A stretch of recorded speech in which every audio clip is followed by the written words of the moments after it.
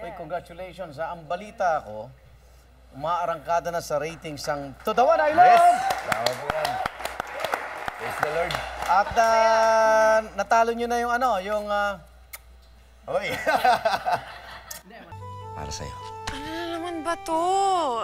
Ano, bakit? Kasi uhugin na naman ako. Hindi, tayo. Hindi mo talaga ako titigilan, Wala akong sinasabing ganyan. Wala akong sinasabing uhugin ka. Binigay ko lang yan sa'yo. May surprise yan pag binuklat mo. Ano na ako? Malayo pa uwian ko eh.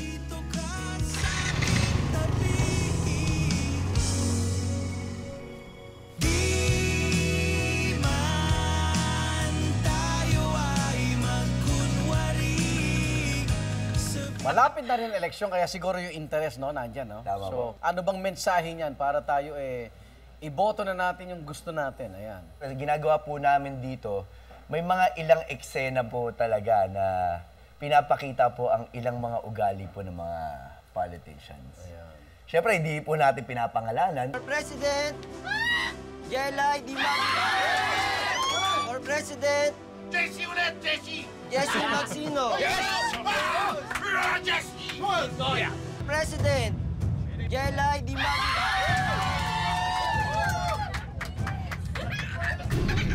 For President, Jesse Magsino.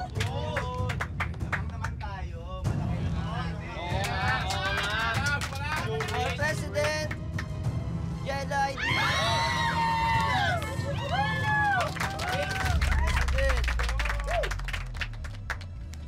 Jesse Magsino. Si Bobo dito!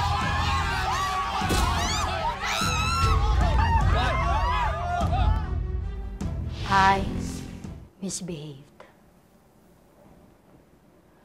What I did was very untoward and uncalled for as a respected wife of Mayor Migs Generoso.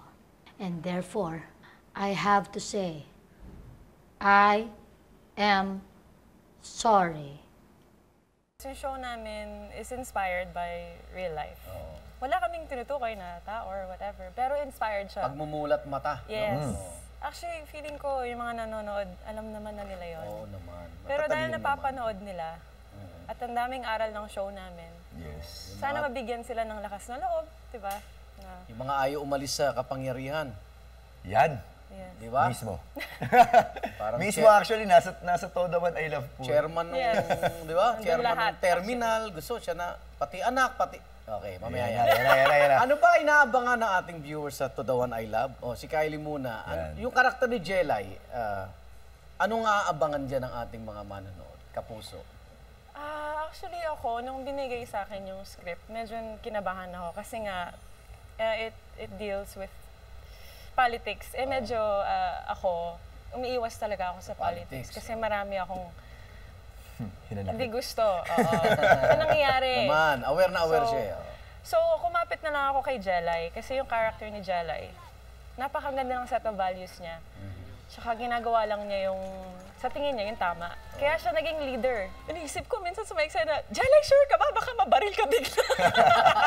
Kasi, Matitindi ba yung mga bitaw mo ano na... siya talagang ang tapang niya talaga. Uwi na po ako. Hinahanap na ako ng pamilya ko eh.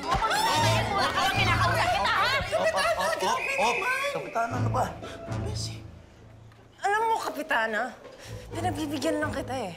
Kasi ikaw ang kapitan namin, kailangan irespeto kita. Pero ngayon lalaban ako. Ayan, lumaban ka, Besh. Hindi dahil nasa posisyon ka, kakayanin mo lang kami! Si Emong! Yan. Si Emong hindi lang to nagpapakyut kay Jelay. Meron din tong mahalagang papel sa To The One I Love. Actually, parang nagpapakit lang eh. Ano ka ba? Itimay na kita ng Dregason!